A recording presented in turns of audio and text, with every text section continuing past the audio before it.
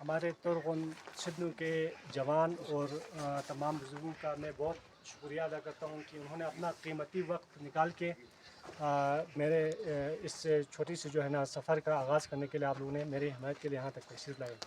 تو آپ سب کا بہت بہت شکریہ.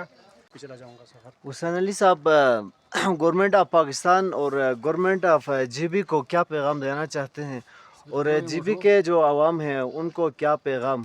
جی بی کے عوام کو میں یہی پیغام دینا چاہتا ہوں کہ کیونکہ ہم نے جو بھی ہمارے نمائندے آتے ہیں ان کو ہم عوام خود منتخب کرتے ہیں، تو اس کو ہم عوام آج کل باشعور ہیں، سوشل میڈیا کا دور ہے، آپ کو اچھائی اور برائی کا ہر کسی کو پہچان ہے.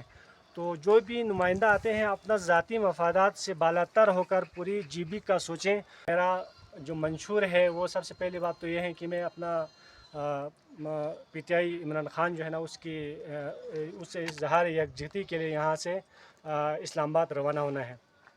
اس کے بعد ہمارا جو مختلف مسائلات ہیں، آج کل جو ہے نا گندم سبسڈی ہے، سب سے جو اہم جو ہے نا گندم کا سبسڈی کے حوالے سے ہیں، اور اس کے لیے ہم گورنمنٹ آف پاکستان سے بھی یہی مطالبہ کرتے ہیں، اور گلگت بلتستان کے جو وزیر صاحبان ہیں ان سے بھی یہی مطالبہ کرتے ہیں کہ اس کو جلد از جلد اس کو حل کیا جائے. شکریہ حسین علی صاحب. آپ نے کہا کہ گندم سبسڈی سب سے پہلے آپ کی مہم جوئی کا جو مقصد ہے وہ گندم سبسڈی، دوسری بات پی ٹی آئی سے جو محبت ہے، جی کیا آپ عمران خان سے ملنے کی جستجو یا انشاءاللہ محبت رکھتے ہو؟ انشاءاللہ میرا بہت میں عمران خان سے پیار محبت کرتا ہوں. اس کا میں جیالہ ہے، اور ہمارے جو یہاں سے میں انشاءاللہ میرا رائے تو یہ ہے کہ میں عمران خان سے ملوں.